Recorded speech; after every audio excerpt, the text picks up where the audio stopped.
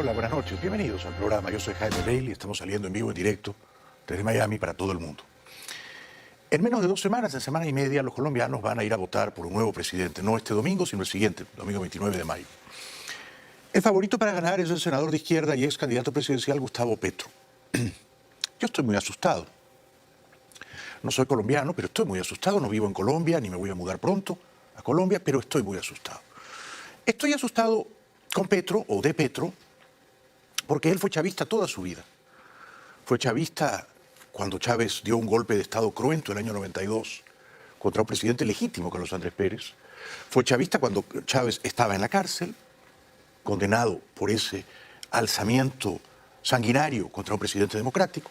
Fue chavista cuando Chávez recuperó la libertad y se hizo amigo, confidente y aliado de Fidel Castro.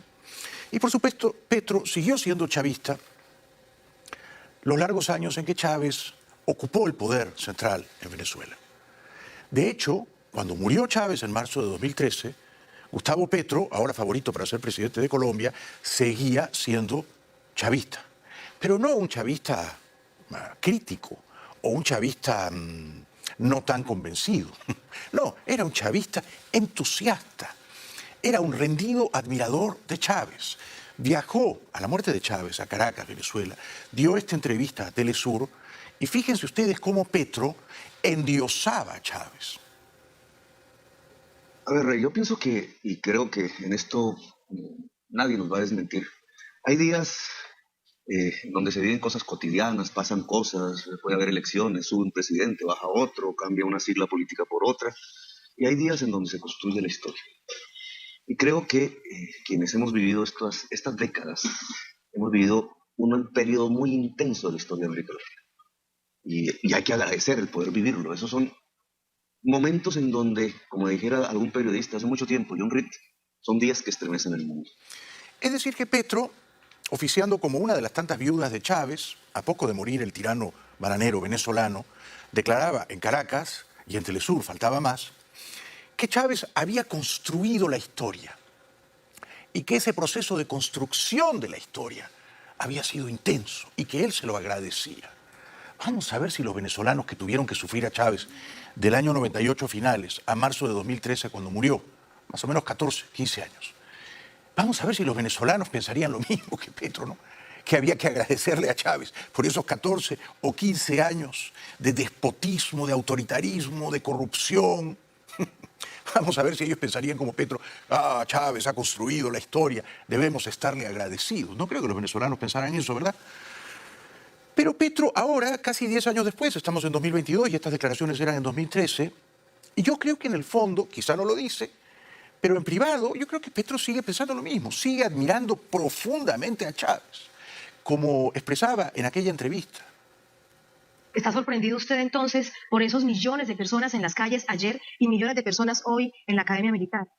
El mundo está sorprendido, porque no se lo esperaban. Si uno va, sobre todo a Colombia, o a entornos europeos, incluso norteamericanos, que han estado más sujetos a una visión mediática de lo que sucedía en Venezuela, sin investigar lo que realmente sucedía en Venezuela, allá en los 90, a principios del siglo XXI y en esta década que ha pasado. Un ciudadano del común diría, Chávez es como un personaje medio folclórico, dirían en la ciudad de Bogotá. No, es que Chávez no fue nunca un personaje folclórico, pintoresco. Habría sido folclórico o pintoresco si no hubiera hecho el daño que hizo. Chávez fue un personaje nefasto para los venezolanos y para la región. Fue un enemigo de la libertad, un golpista aún antes de asumir el poder. Chávez desgració, hundió en la miseria a los venezolanos. Chávez avanzó sobre todas las libertades públicas y privadas. Las libertades económicas, las libertades políticas, hacía fraudes, trampeaba, viciaba elecciones cuando le daba la gana, cerraba canales de televisión, hostigaba a la prensa libre. Chávez era un modelo de lo que no había que hacer en el poder, señor Petro. Y usted en 2013, recién muerto Chávez, lo glorificaba, lo exaltaba. Usted postulaba a Chávez como una suerte de arquetipo moral. Este es el modelo de líder que hay que imitar. ¡Qué peligro! Porque yo creo que ahora 2022, quizá usted no lo dice con la ligereza que lo dijo en 2013 en Caracas, en Telesur, pero yo creo que usted sigue pensando básicamente lo mismo, que Chávez fue un líder histórico que construyó intensamente la historia, como dice usted, y de nuevo hablando de la intensidad de la historia, y que entonces es un líder al que a usted le gustaría parecerse mucho. ¡Qué peligro! Y no entendían qué pasaba aquí. No podían captar a partir de la pantallita esa del televisor que les iba mostrando un pedacito del discurso, cierta palabra, cierto canto que mostraba una imagen que no era. No podían captar la realidad y la intensidad de la historia que se estaba viviendo, no solamente en Venezuela, porque ahora tenemos que hablarlo así, es la historia de América Latina, la que se comenzó a reescribir. Yo creo que el Petro de 2013 que estamos viendo admiraba ardorosa, fervorosamente a Chávez, y creo que este Petro, el de 2022, sigue admirando a Chávez, pero lo hace de una manera más disimulada. Esta es la diferencia. Ahora ha aprendido a disimularlo, pero quizá en el poder le gustaría parecerse a Chávez. En esta entrevista con Telesur, en la que no encubría ni disimulaba su absoluta rendida admiración al dictador Chávez, recientemente fallecido, Petro contaba que había conocido a Chávez 19 años atrás, en 1994, cuando Petro era todavía guerrillero comunista del M-19. Yo conocí a Chávez hace 19 años. ¿Dónde lo conoció? Para nosotros el 19 es un número mágico. ¿Por qué? Porque en Colombia, y es como la bisagra entre dos momentos de estas décadas, yo era militante del M-19. El movimiento 19 de abril, que así se llama, era un movimiento insurgente armado. Había recogido cierta influencia de los tupamaros uruguayos. Se lanzó en armas a partir de 1974. Su primera acción con la que se fundó fue recoger una espada de Bolívar que estaba en un museo y guardarla hasta que dejamos de ser un movimiento armado, bajo la tesis de que esa espada nos iba a volver a infundar hasta que la justicia social estuviera en nuestra patria. Es decir, que Petro en 1994, hace casi 30 años, 28 años para ser más exacto, era un golpista, ¿no? Era un guerrillero comunista. Quería cargarse la democracia colombiana. Y Chávez también era un golpista. Había dado un golpe de Estado, por eso lo habían metido en la cárcel. No debieron sacarlo tan pronto de ese calabozo. Dar un golpe de Estado que deja casi 100 muertos debería ser un delito muy grave, que se paga con cadena perpetua. Bien, entonces en el año 94 se conocen Chávez y Petro. Ambos eran golpistas. Chávez lo había sido contra Carlos Andrés Pérez, Petro lo era todos los días como guerrillero comunista. Y por eso se conocieron, se admiraron, se hicieron muy amigos. Pero aquí viene entonces la pregunta, ¿no? Chávez era golpista en el 94 y cuando llegó al poder por la vía democrática, ¿siguió siendo un golpista? Claro que siguió siendo un golpista. ¿Y contra qué dio un golpe? Contra la democracia venezolana. Dio un golpe contra la democracia venezolana. Este es el peligro con Petro. Petro también ha sido golpista en su juventud y uno se pregunta si le dan todo el poder, si llega al gobierno en Colombia ganando las elecciones, ahora pronto en mayo 19 y después en junio 19, Petro seguirá siendo in pectore un golpista. Porque cuando recordaba a Chávez, no parecía deplorar en modo alguno que en 1994 Chávez ya hubiera sido inequívocamente un golpista, o sea, un enemigo de la democracia de su país. Ese encuentro de ustedes se da después del 4 de febrero. Chávez quería conocer qué había pasado con la Constitución. Pero él viaja a Colombia, ¿en qué condiciones se encuentra? 1994, él acaba de salir. A nosotros nos empezó a llamar la atención también el grupo de oficiales jóvenes que insurrectos habían salido aquí en Caracas, lo que pasó después y sobre todo cómo se empezaban a llenar las plazas de pueblo cuando salía Chávez, muy joven en ese momento, a recorrer políticamente ya su país sin armas. Y decidimos invitarlo. Yo era un parlamentario, el M-19 estaba ya golpeado políticamente, 1994, incluso nos habían derrotado electoralmente. La idea central que yo quiero postular esta noche, recordando antiguas entrevistas del señor Petro, favorito para ser el próximo presidente de Colombia, a partir de agosto 7, es la siguiente. Petro ha sido un chavista toda su vida, toda su vida. Y creo que ahora sigue siéndolo, solo que lo oculta. Chávez fue un golpista y cuando llegó al poder siguió siendo un golpista y se cargó a la democracia venezolana. Petro ha sido un golpista. Si llega al poder, dinamitará desde adentro, desde sus entrañas, a la democracia colombiana. Cabe la pregunta, cabe la pregunta. Petro recuerda, maravillado, endiosado, cómo paseaba a Chávez por Bogotá, por la carrera séptima. Chávez muy flaquito y muy humilde, dice Petro, que de nuevo uno percibe que en su recuerdo de Chávez, Petro es verdaderamente un hombre traspasado de admiración. Decidí invitarlo y nos vimos allá en la carrera séptima en Bogotá. Él de Liqui Liqui Verde flaco, humilde, llevaba 2 muchachos que lo acompañaban para cuidarlo en las calles de Bogotá, yo también flaquísimo, mechudo, y nos pusimos a caminar por la séptima de la ciudad de Bogotá. Recordarle a nuestra audiencia en Sí, América Latina y el mundo que la calle Séptima es una de las vías Carrera más importantes, Séptima. la carrera Séptima es una de las carreras más importantes, una de las vías más importantes de la capital colombiana. La gente decía, uy, el coronel, y los agentes de policía de una vez se ponían firmes, que me llamó mucho la atención. Uno dirá que recuerdos tan entrañables, tan emotivos, cuánta ternura, además Chávez se había muerto. Pero luego uno se pregunta, un momentito, esto era el año 94, ¿no? ¿Chávez era un demócrata? No, era un golpista. Lo habían indultado, pero era un golpista. ¿Y Petro era un demócrata? Tampoco. ¿Qué era Petro? Bueno, era un guerrillero comunista. Quería hacer la lucha armada. No creía en la democracia. Ninguno de los dos creía en la democracia. Ninguno. Uno tuvo la inmensa fortuna, gracias a la suicida generosidad del pueblo venezolano, de llegar al poder. Y fíjense cómo administró el poder cuando lo tuvo Chávez. Como un golpista enemigo de la democracia. Cuidado entonces con Petro. Porque yo no sé si Petro ha dejado de verdad de ser chavista y ahora comprende que Chávez fue un dictador que le hizo mucho daño a su país. No lo creo. Creo que Petro, en el fondo, lo oculta, lo camufla, sigue admirando profundamente a Chávez y quiere honrar este juramento bolivariano que le hizo a Chávez en el puente de Boyacá, contado por él mismo. Yo lo llegué a todas esas conversaciones, duramos 1 o 2 días, después nos fuimos al puente de Boyacá, por ahí hay una foto que recuerda eso. Y tras las conversaciones, ¿qué deciden? ¿Seguir el Hicimos ejemplo un que Caracas dio? juramento bolivariano. Vamos a jurar Allí en Boyacá. una integración bolivariana para América Latina y nos comprometemos a que en nuestras vidas vamos a luchar por eso. Ni él sabía que iba a ser presidente, quería obviamente, de Venezuela. Es decir, que habían sueños compartidos. Y yo tampoco soñaba que iba a ser alcalde, ni nada de lo que pasó. Grave, ¿no? Es grave, porque él creía en ese proyecto bolivariano y cuando Chávez muere, estamos hablando de 2013, ya había numerosas, sobradas evidencias de que Chávez desde el poder había gobernado despóticamente, con mano de hierro. No se había comportado nunca como un demócrata, respetando a la oposición, respetando a la prensa libre, respetando en general al disenso, a la discrepancia. No, entonces Petro, muerto Chávez, seguía endiosándolo, glorificándolo, ¿no? Peligroso porque en otra entrevista, en esta entrevista Chávez todavía estaba con vida, Petro elogiaba, fíjense con qué pasión, el modelo venezolano de Chávez. Yo pienso que poder ha tenido el pueblo venezolano, que ha sido capaz de destruir 2 partidos políticos tradicionales corruptos como los colombianos, que ha sido capaz de transformar su constitución, que ha sido capaz de renovar el Congreso y las gobernaciones, que está encaminado hacia una transición en Venezuela muy interesante, que es salirse de las rentas petroleras y empezar a producir, a vivir de la riqueza del trabajo. En la parte política fue lo mismo que hicieron los peruanos con Fujimori.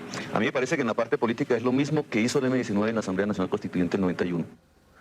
Bueno, este era Petro también antes mostrando sus colores chavistas, ¿no? Equivocados ambos, además, porque Petro diciendo que Venezuela iba a salir de la renta petrolera, nunca salió de la renta petrolera. Y el otro diciendo se parece a Fujimori, tampoco. Pero fíjense cómo Petro decía que era la primera vez que había en Venezuela un proyecto democrático. Venezuela venía de 4 décadas de democracia estable entre el COPEI y Acción Democrática. 4 décadas, entre el 58 y el 98, en las que, claro, esto Chávez lo despreciaba, pero en las que insurgió, progresó una clase media y el país prosperó bastante. Diría que no es un proyecto democrático, digamos. Yo pienso que el proyecto bolivariano es el primer proyecto democrático en América Latina. Bolívar dijo 2 cosas. Una, el poder de los fusiles se coloca al servicio del ciudadano. Y lo hizo en su propia vida. Y precisamente en esa raíz democrática es de donde arrancó el M-19 en Colombia como un precursor, pero el proyecto de Chávez como una realidad tajante en Venezuela. Petro ha sido chavista toda la vida y yo creo que ahora, bueno, critica un poco a Maduro, pero a Chávez no lo toca ni con el pétalo de una rosa. Y Petro en su juventud también aludía al dictador, al cruel, malvado dictador cubano Fidel Castro, con rendida admiración. Gustavo Petro, exmiembro del desaparecido movimiento guerrillero M-19. Fidel Castro ayudó al M-19 en muchas de sus intervenciones en Colombia. E incluso, hay que decirlo, en Cuba se entrenaron tropas del M-19. Cuando era muy jovencito y ya era guerrillero comunista, Daniel Petro con unos bigotes, no sé si postizos, y con una gorrita y escondiéndose porque lo buscaba ya Gustavo Petro, lo buscaba ya la policía. Gustavo Petro fue entrevistado por Daniel Coronel, también muy jovencito. Este Daniel Coronel, un gran periodista colombiano, y llegó a ser el jefe de prensa de Univisión, un periodista muy inteligente. Fíjense esta entrevista histórica entre Coronel y Gustavo Petro, irreconocible, escondido, ¿no? Nosotros queremos denunciar la desaparición de varios de nuestros compañeros de Dirección Nacional. Exactamente los compañeros Jaime Bermeo Cruz, comandante de milicias de la región del Centro, ex miembro de la Comisión de Diálogo Nacional en el distrito, del compañero Fernando Erazo, comandante de la Operación Carina, de su esposa Berta Erazo y del compañero Benjamín Muñoz, desaparecidos el domingo de la semana pasada por agentes del DAS. Bueno, este era Petro de joven, casi en la clandestinidad, escondiéndose, ocultando su rostro, en tiempos en que no creía en la democracia y era un guerrillero comunista entrevistado por Daniel Coronel, ¿no? Ya entonces Petro, por lo visto, sabía camuflarse, ¿no? Me pregunto si ahora sigue camuflando también su confesada admiración por Chávez. Los compañeros estaban en una actividad propia de la organización. Estaban trabajando en la presentación de nuestra propuesta de paz y del festejo de nuestro cumpleaños. ¿Y ustedes iban a festejar su cumpleaños entregando la espada de Bolívar? Nosotros íbamos a presentar los contenidos, los objetivos de la lucha de Bolívar. Nosotros íbamos a presentar la espada de Bolívar, pero es una espada de Bolívar que se concreta no en el pedazo de metal que le pertenece al pueblo, sino que se concreta en una propuesta de paz para el país y en nuestra vocación por construir una nación del tamaño de los sueños de Bolívar. Eso es lo que íbamos a presentar. Bueno, qué miedo. A mí me da miedo. Yo no soy colombiano, no vivo allá, pero amo a Colombia, quiero que Colombia siga siendo una democracia y me pregunto con sincera curiosidad intelectual si Petro, que ha sido chavista toda la vida, sigue o no admirando a Hugo Chávez y al modelo venezolano de Chávez. Tengo mis sinceras dudas al respecto, ¿no? Hoy Fico Gutiérrez, que va segundo en las encuestas, ha acusado a Petro, a la campaña de Petro, de haber sembrado un micrófono en sus oficinas. Pero vamos a ver esos videos después de la pausa. Ya regresamos.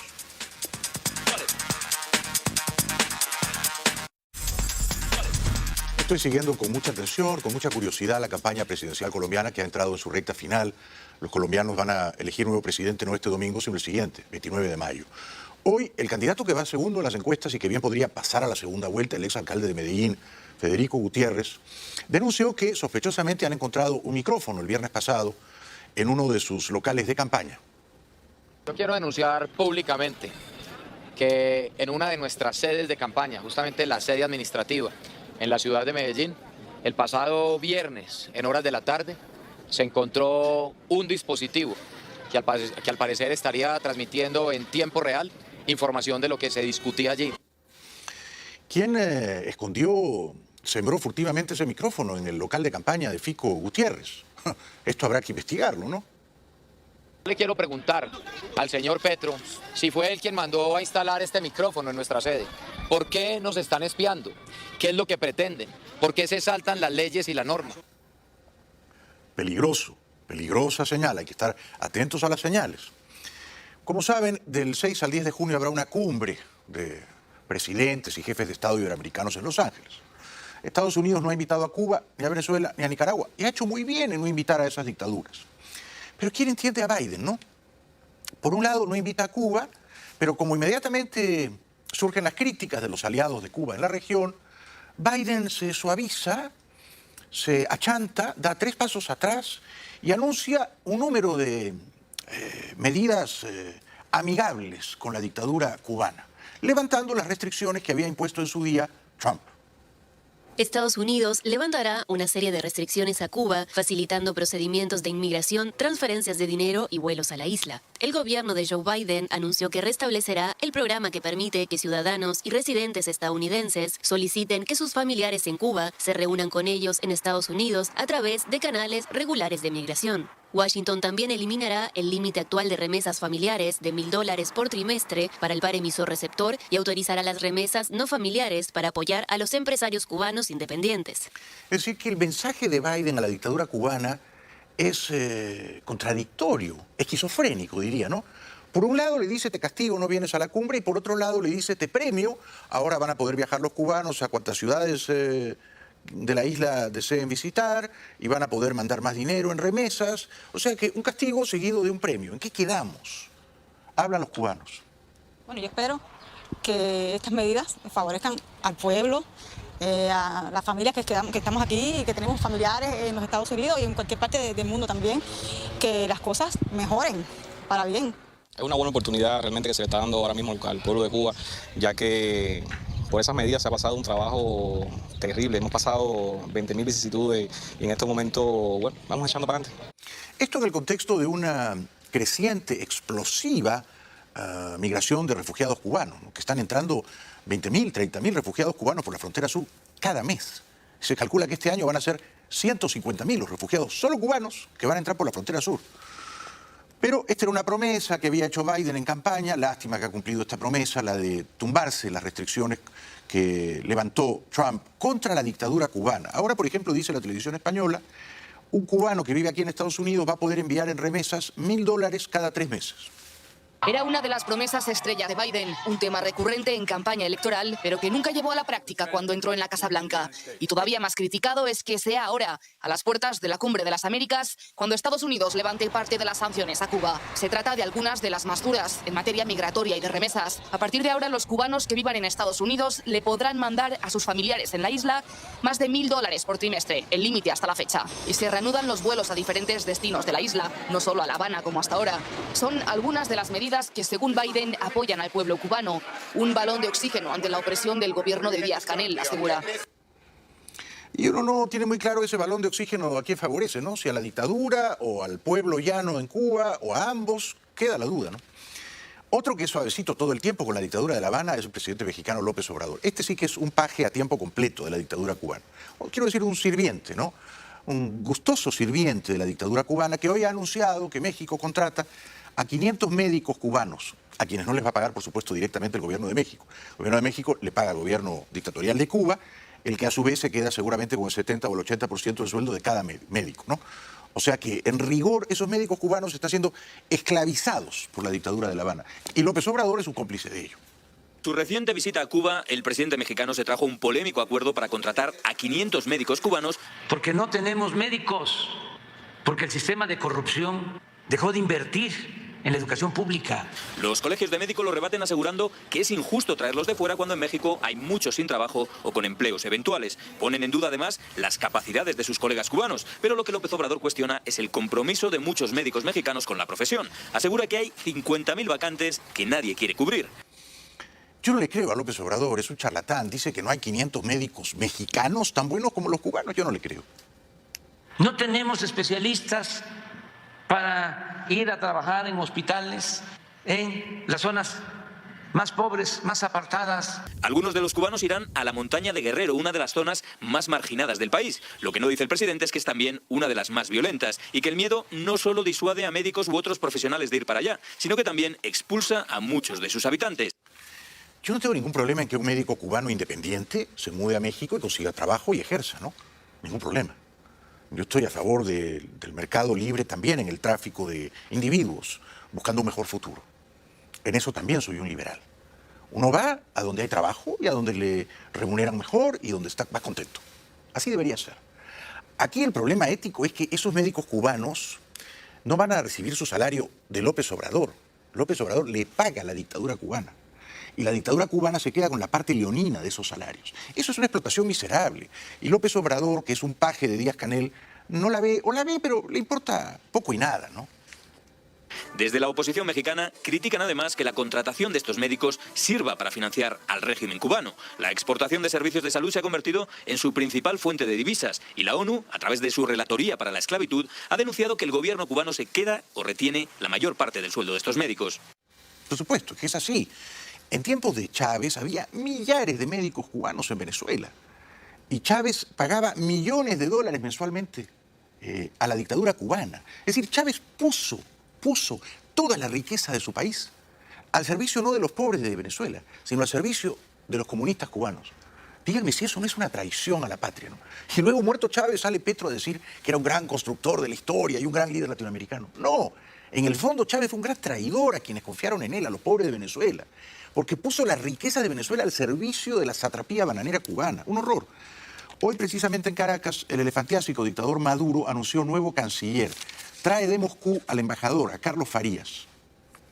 Y por último, ¿no?, he designado como ministro del Poder Popular para las Relaciones Exteriores, canciller de la República, al compañero embajador Carlos Farías.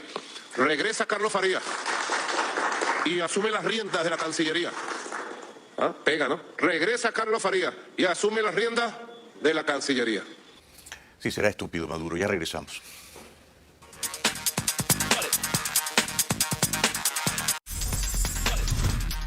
Hoy el presidente Biden, refiriéndose a la terrible matanza racial en un supermercado en Buffalo, Nueva York, afirmó que se trataba de un acto de terrorismo doméstico. What happened here is simple and straightforward. Terrorism. Terrorism. Domestic terrorism. White supremacy is a poison. It's a poison running through, it really is, running through our body politic. And it's been allowed to fester and grow right in front of our eyes. No more. Dijo también que las ideas de los supremacistas blancos no tienen cabida, no tienen lugar aquí en Estados Unidos. We need to say as clearly and forcefully as we can that the ideology of white supremacy has no place in America. None. And look, failure for us to not say that, failure to say that is going to be complicity. Silence is complicity. It's complicity. We cannot remain silent. En otro acto público estuvo un poquito menos afortunado, tal vez porque estaba improvisando, y se enredó con las siglas de una organización, aunque encontró la manera de salir humorísticamente. The values reflected in the AANHPI, III, community here in the United States. As they say in Claymont, Delaware, all use guys. ¿Será verdad que hay todavía mucha gente en Estados Unidos que considera que si no eres blanco eres un poquito inferior? Sí, parece que es verdad. Fíjense lo que experimentó este chofer de, no sé si Uber o Lyft, con una señora que entró a su vehículo y que directamente le preguntó, ¿tú eres blanco? Hello. Right? How are you? What's that? Are you like a white guy? Excuse me? Are you like a normal guy? Like you speak English? Sorry. No, you can get out of the car. I'm gonna take a ride. That's inappropriate. What? Just completely inappropriate. If somebody was not white sitting in the seat, what would be the difference? Are you serious? She said, wow, you're a white guy. That's okay. I'm not gonna take the ride. You guys can get out. Really? Yeah, completely inappropriate. You're gonna threaten me? God. Assault?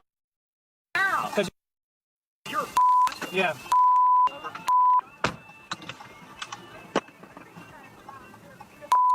No, I'm calling the cops on you, man. Go ahead. It's all on camera. It's all on camera. Todo quedó grabado. Qué bochorno, ¿no? Es decir, la señora, no sé si está alcoholizada, pero da igual, le dice, ¿tú eres blanco? O sea, ¿eres normal? Es decir, que para mucha gente en Estados Unidos, si no eres blanco, no eres normal. Qué peligro esa idea, ¿no? Hoy el senador republicano Marco Rubio le preguntó al doctor Fauci, a Tony Fauci, experto en coronavirus, algo que me pareció inteligente. Le dijo, a ver, si uno es un ciudadano de Estados Unidos que está de viaje fuera del país y quiere regresar, pero da positivo en coronavirus, está infectado de coronavirus, uno no puede viajar. Uno no puede entrar a Estados Unidos estando infectado de coronavirus. Creo que ni siquiera te suben a la aerolínea, ¿verdad? Te tienes que quedar allá. Una semana, 10 días, 2 semanas, hasta que des negativo, ¿verdad? Y en cambio Rubio decía, si un inmigrante indocumentado ilegal se presenta en la frontera sur y pasa a la frontera, sí, bienvenido, este es el país de la libertad, y da positivo, no lo deportan. Si está infectado de coronavirus, lo dejan entrar. Except they're interrelated because they're both involve groups of people entering the United States. One group is citizens of the country entering legally. The other group, frankly, are people that are not entering legally. The group that's not entering legally, even if they test positive, if they're even tested, get to stay. The American citizen can't re-enter their own country until they produce a negative. And my point is, if we've reached a point in COVID where we no longer need Title 42 as a COVID restriction for illegal entry, why do we still need travel restrictions for American citizens for legal entry into their own country? That's the genesis of the question. That's where I think the link is. It sort of seems to be at odds with it. Yeah. Tiene un punto y lo he expresado con bastante lucidez. O sea, el ciudadano o residente de Estados Unidos que está fuera del país y que tiene coronavirus, en mi opinión, si está vacunado debería permitírsele la entrada, ¿no? Y si no está vacunado, casi también, ¿no? Tiene que regresar a su país, a su casa, y en su casa curarse, recuperarse. Fíjense en San Diego cómo los narcos, las prohibiciones no eliminan la conducta que tratan de proscribir. La hacen ilegal, la hacen clandestina. Uno prohíbe que entren drogas de México, pero siguen entrando las drogas en túneles, como este. Descubren un narcotúnel en la frontera entre México y Estados Unidos. Autoridades estadounidenses informaron del hallazgo del túnel de 530 metros de largo entre la ciudad de San Diego, en el estado de California, y la mexicana Tijuana. La Fiscalía del Distrito Sur de California explicó que el túnel se encuentra a más de 18 metros de profundidad, tiene más de 1 metro de ancho y cuenta con paredes reforzadas y un sistema de rieles, electricidad y ventilación. Menudo túnel, estupendo, ¿no? Creo que es más cómodo entrar por el túnel que por los aeropuertos. Bueno. Por fin salieron los 200 y pico combatientes heroicos, combatientes ucranianos de la acería de Mariupol. Primero salieron los 53 heridos, informa la televisión alemana. Todos ellos se rindieron ante los invasores rusos. Parten en la oscuridad bajo la vigilancia de soldados rusos. Son los primeros combatientes ucranianos que salen de la acería tras semanas de feroz resistencia. Los heridos de mayor gravedad, 53 soldados, fueron trasladados a un hospital de Novosibirsk, una localidad controlada por tropas rusas. Según las autoridades ucranianas, otros 211 soldados han sido trasladados a territorio separatista más hacia el norte. En total, entonces, fueron como 260 los evacuados, poco más de 50 heridos y alrededor de 200 o 210 que estaban en buena forma. Casi todos fueron hospitalizados, se rindieron ante los rusos. Algunos salieron caminando, como veremos en imágenes, otros en camilla. Ahí están los heroicos combatientes de la fábrica de acero, de la planta siderúrgica de Mariupol, Azovstal. Se rindieron ante los ocupantes rusos. El presidente Zelensky había dicho que era preciso recuperar vivos a esos héroes ucranianos. Entonces, como queda dicho, primero salieron los heridos más graves. Primero han sacado a los 53 soldados heridos. Recibirán atención médica en una ciudad ucraniana controlada por prorrusos. Los otros 211 militares evacuados esperarán, también en zona separatista, un posible intercambio de prisioneros. Para el gobierno de Ucrania, son héroes que han cumplido su misión. El país necesita héroes vivos, ha dicho Zelensky. Para Moscú, son prisioneros de guerra que se han rendido. En las últimas 24 horas han abandonado las armas 265 militares, ha dicho el portavoz de Defensa. Una pausa. Al volver, algunos testimonios conmovedores. Esposas de los héroes ucranianos que se han rendido hoy, soldados rusos capturados por Ucrania y un coronel ruso en la televisión oficial rusa que dice: estamos perdiendo la guerra.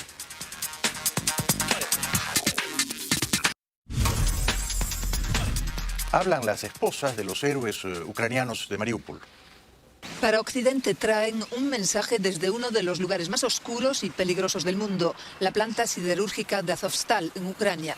Los compañeros de vida de estas mujeres ucranianas son defensores de la ciudad de Mariupol.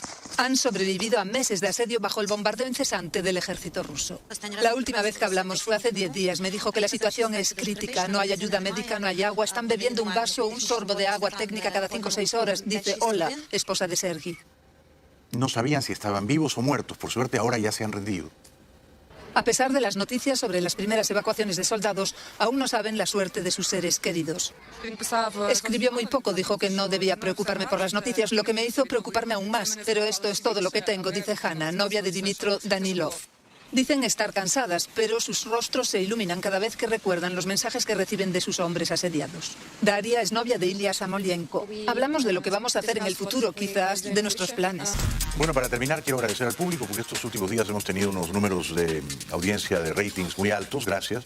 Y quiero recordarles que la nueva novela de mi esposa Silvia Núñez del Arco, titulada Aquí está, si me dejas, me mato, una gran historia de amor, está a la venta en Kindle y en iTunes. Es muy fácil descargarla y leerla en la tableta, en el celular, en cualquier parte del mundo, en Kindle o en iTunes. Felicitaciones a Silvia y ahí está su nueva novela. Esto fue todo por hoy. Gracias por acompañarnos. Con suerte seguiremos conspirando mañana. Hasta entonces. Buenas noches.